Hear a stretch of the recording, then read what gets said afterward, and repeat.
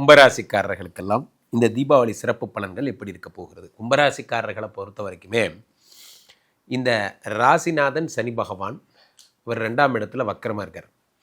ரொம்ப நாள் ஆச்சு சார், நான் பணம் பணம் அப்படிங்கிற ஒரு விஷயத்த நான் கண்ணால் பார்த்து ரொம்ப நாள் ஆச்சு. கும்பராசிக்காரர்கள் யாரை வேணால் போய் கேட்டு பாருங்கள்.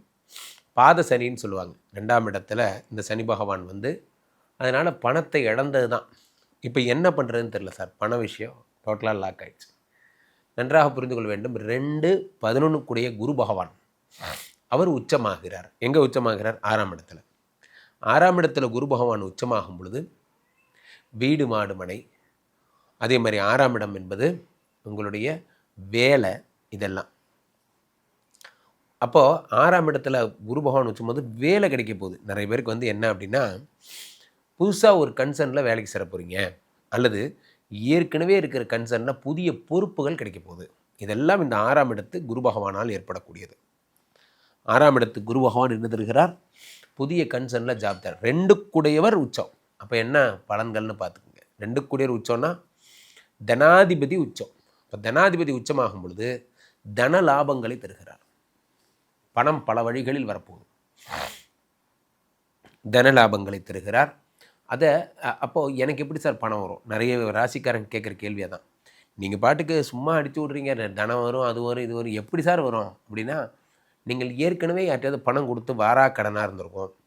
அல்லது என்னுடைய 3 கம்பெனி இருக்குது சார், பழைய 3 கம்பெனி, லேட்டஸ்ட்டு கம்பெனியில் தான் செட்டில்மெண்ட் கிடச்சிது, பழைய கம்பெனிலாம் செட்டில்மெண்ட்டே வரல சார்னு இது மாதிரிலாம் நிறைய கம்ப்ளைண்ட்ஸ் இருக்கும்.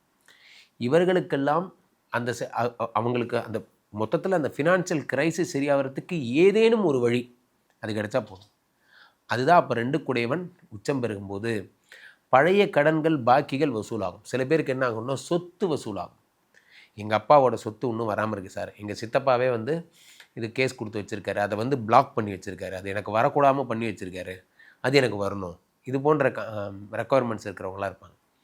அப்போ அவர்களுக்கெல்லாம் என்ன ஆகும்னு பார்த்தீங்கன்னா, இந்த குரு பகவான் உச்சம் பெறும் பொழுது 2 உச்சம் பெறும் பொழுது ஏதாவது ஒரு பாயிண்டில், கேரம் போர்டில் காயின் பண்ணுற மாதிரி, அது ஏதாவது ஒரு காயினில் பேக்கெட் பண்ணிடுற மாதிரி தான், எப்படியாவது உங்களுக்கு பணம் வந்துடும்.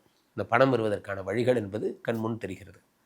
அடுத்ததாக இந்த 2 என்பது படிப்பு. கும்பராசிக்கார பசங்க படிப்பில் முன்ன பின்ன இருக்காங்க சார், ஒன்றுமே சரியில்லை, என்னமோ டிஸ்ட்ராக்ட் ஆகிறான், என்ன டிஸ்ட்ராக்ட் ஆகிறான்னு எனக்கு புரியல, அது நீங்கள் தான் கண்டுபிடிக்கணும் அப்படிங்கிற மாதிரி இருந்தால், அந்த 2 குரு பகவான் 6ஆம் இடத்தில் உச்சம் பெறும் பொழுது, 6ஆம் இடம் என்பதை இந்த இடத்துல மறைவுன்னு எடுத்துக்கூடாது, சந்திரனுடைய வீடு என்பதால் அது குரு சந்திர யோகமாக எடுத்துக்கணும்.